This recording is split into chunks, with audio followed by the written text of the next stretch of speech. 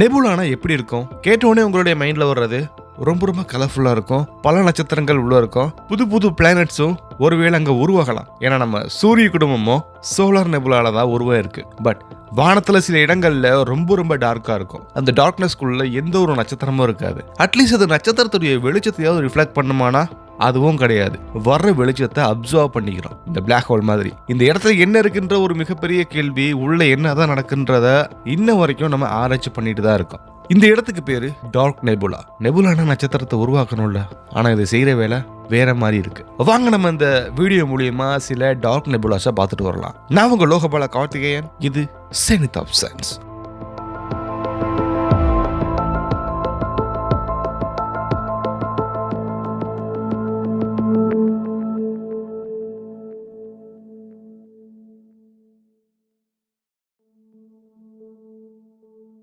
Dark நெபுலானா என்ன? இதோட பேருக்கேற்ற மாதிரி கண்ணுக்கு தெரியாது, ரொம்ப ரொம்ப பிட்ச் பிளாக்கா இருக்கு. இதெல்லாம் ஒரு சாதாரணமான வெறும் புகை மூட்டம் இல்ல. இது 0 கெல்வின், கிட்டத்தட்ட இதோடைய ரொம்ப ரொம்ப குளிர்ந்த ஒரு இடம்னே சொல்லலாம். இதுல சில டஸ்டோட மிக்சஸும் இருக்கு. டெம்பரேச்சர் சுமார் 10 கெல்வின் வரைக்கும் குறையலாம். அதனாலதான் இதனால வெளிச்சத்தை ரிஃப்ளெக்ட் பண்ணவே முடியல. அதனால என்ன ஆகும் அப்படிங்கிற ஒரு கேள்வி உங்களுக்கு வரும் இல்லையா? இதுக்கு ஆப்போசிட்ல இருக்கக்கூடிய நட்சத்திரத்துடைய ஒளிய வெளிச்சத்தை அப்சர்வ் பண்ணிக்கிறோம், அல்லது இது ஸ்கேட்டர் பண்ணும். அதனால நம்ம டெலஸ்கோப்புக்கு பியூர் பிளாக்கா தெரியுது. நம்ம கேலக்சில மட்டுமே லட்சக்கணக்கான டார்க் நெபுலாஸ் இருக்கு. அதுல ரொம்ப ரொம்ப ஃபேமஸ் ஆனது என்னன்னா பெர்னட் 68. இன்னொன்னு எல்லாத்துக்கும் தெரிஞ்ச horse head nebula, snake nebula, coalsack nebula. So இந்த மாதிரியான ரொம்ப ரொம்ப ஃபேமஸான நெபுலாஸ் நம்மளுடைய மில்கி வேல மட்டுமே இருக்கு.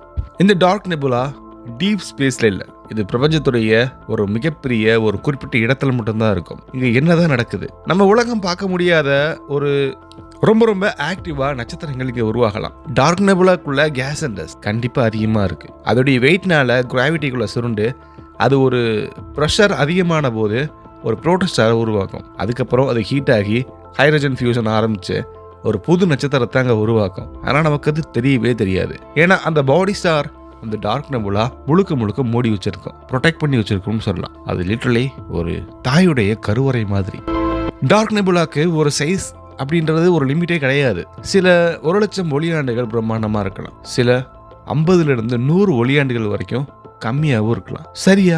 இதோடைய சராசரி மாஸ் 100 to 1,00,000 சூரியனை ஒன்று சேர்த்தோம்னா அதோடைய மாஸ் எவ்வளோ இருக்கும்? அதுக்கு ஈக்குவலான மாஸ் இருக்கும். டஸ்ட் பார்ட்டிகளுடைய சைஸ் 0.1 மைக்ரோமீட்டர். அதாவது மனித கண்ணுக்கு தெரியாத குட்டியா கூட இருக்கலாம். இதுல கண்டிப்பா பல கேசஸ் இருக்கு. For example, hydrogen 73%, helium 25%, carbon, oxygen, silicon dust 2%, அது ஒட்டுமொத்தமாக அதை ஆக்குபை பண்ணியிருக்கோம். இந்த 2% தான் ஒளியை அப்சர்வ் பண்ணும். அதுதான் ஒரு முதன்மையான காரணம். இதனால தான் இந்த டார்க் நெபுலா முழுக்க முழுக்க ஒரு பிளாக் ஷீட் மாதிரி தெரியுது. பல வியூவர்ஸ் கேட்பாங்க, டார்க் நெபுலாவை டெலஸ்கோப்ல பார்த்தா ஏன் இந்த அளவுக்கு அதிர்ச்சியா ஷார்ப்பான எட்ஜஸ் இருக்குன்னு. அதுக்கான காரணம், அந்த நெபுலாவுடைய பார்டர்ல கேஸ் டென்சிட்டி சடனா டிராப் ஆகும். அவுட்டர் ஏரியாவுக்கு ஸ்ட்ரைட்டா வந்து நெபுலாவுடைய அவுட்லைன் கொஞ்சம் வேற மாதிரியான எஃபெக்டை கொடுக்கும். இதை நம்ம சில்ஹாட் எஃபெக்ட்னு சொல்லுவோம். இதனால தான் இது ஒரு மிகப்பெரிய காஸ்மிக் ஷேடோ மாதிரி தெரியுது.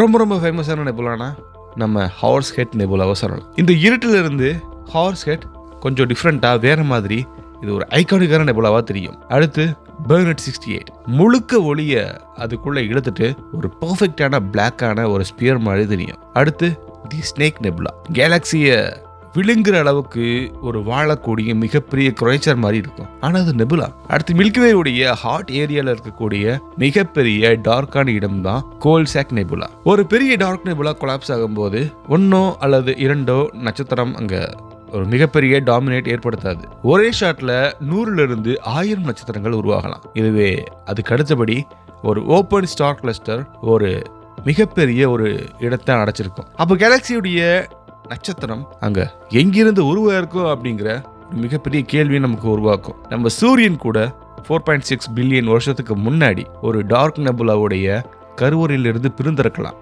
இந்த நெபுலாக்களுக்கு ரேடியேஷன் ரொம்ப ரொம்ப கம்மியா இருக்கும். ஆனா மேக்னெட்டிக் ஃபீல்ட் ரொம்ப ரொம்ப ஆக்டிவா இருக்கும். இந்த காஸ்மிக் ரேஸ் ஃபில்டர்ஸ் எல்லாமே ஃபியூச்சர்ல நம்ம அந்த ஒரு நெபுலால மட்டுமே என்னென்ன நடக்குதுன்றத நம்ம லைவா இந்த வீடியோ மூலியமா பார்த்துடலாம். அடுத்து ஒரு இன்ட்ரெஸ்டிங்கான வீடியோல கண்டிப்பா நம்ம சேர்ந்து பண்ணிக்கலாம். பை.